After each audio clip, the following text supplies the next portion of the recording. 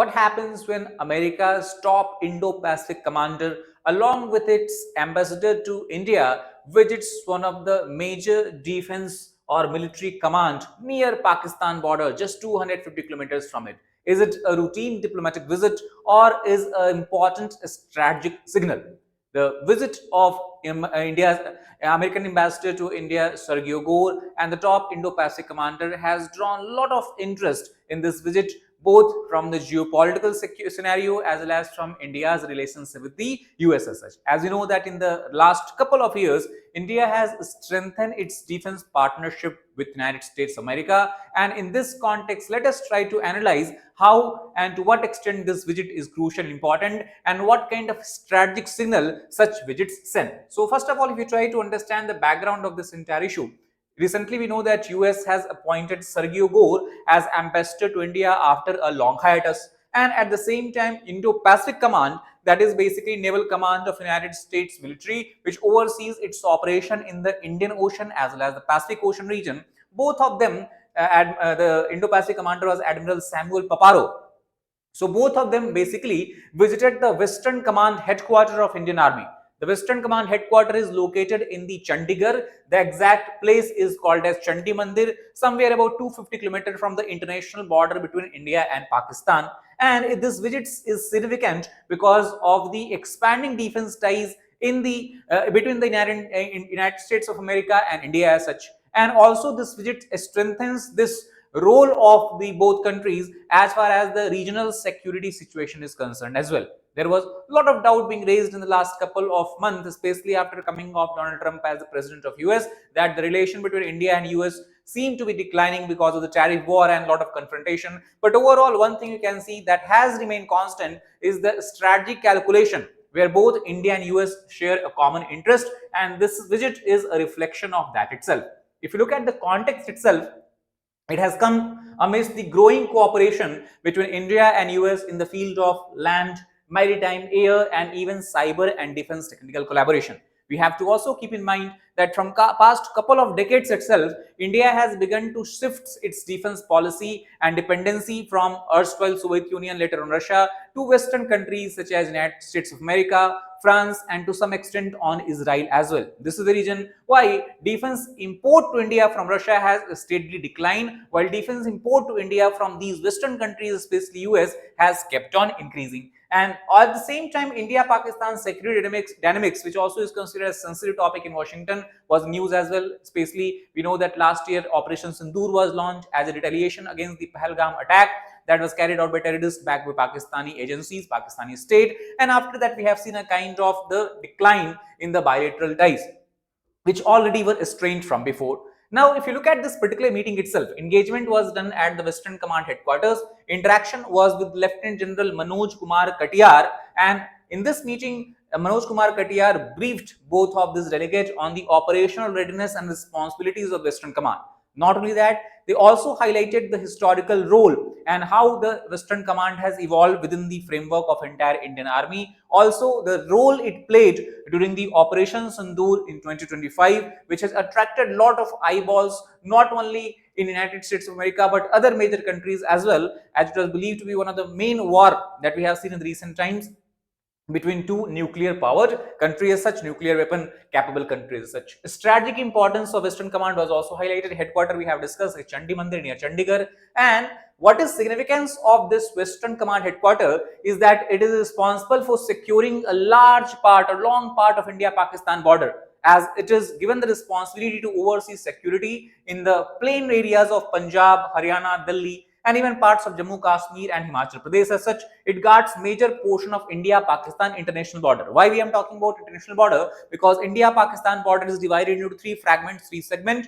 First is the longest fragment, all the way from the Kutch in Gujarat to Jammu region in the north as such. Then beyond Jammu in the Kashmir, you have line of control, and then from the line of control till the Siachen Glacier, you have the actual ground position line. So this particular command is responsible largely for the India-Pakistan international border, covering these states. If you try to look at the map also, overall, this command oversees security all the way from, you have Akhnur in Kashmir, Jammu and Kashmir, all the way up to the Kutch region that you have in Gujarat as such. So as you can see, this is also densely populated area because Punjab, Haryana and the northern part of Rajasthan, these are the vast fertile alluvial plain of India supporting agricultural activity, farming activities, and that's why the role of this command is also significant because it has to protect people here, citizens here, and at the same time it has to be able to handle conventional warfare in the plain areas.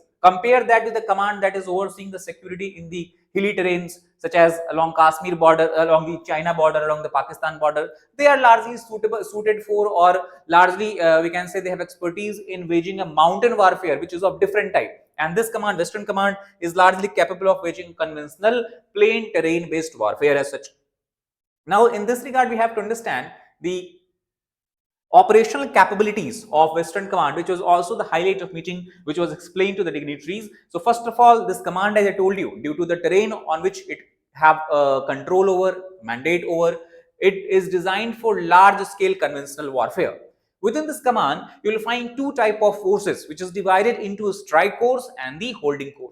So strike corps are largely responsible for offensive operations. Offensive operations also here mean that if need be, these forces can enter beyond the enemy line, can enter into the enemy territory and can try to cause destruction over the Pakistani border itself. At the same time, the holding corps has a prime responsibility of executing defense stability.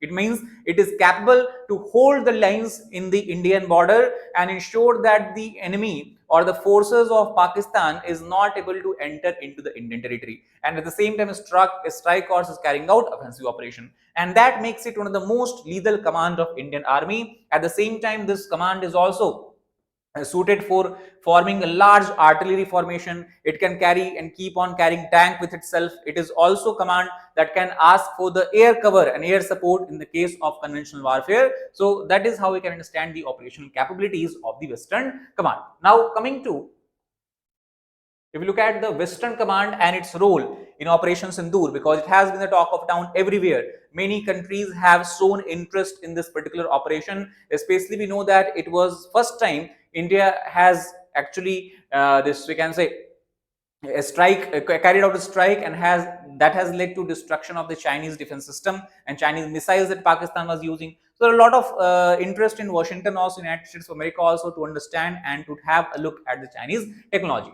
Now we know that Operation Sindoor was a name given to operation conducted over a period of largely 5 days in May 2025, where the focus of government of India and its military was to carry out precision strikes on the terror infrastructure located far beyond the international border inside Pakistani territory itself.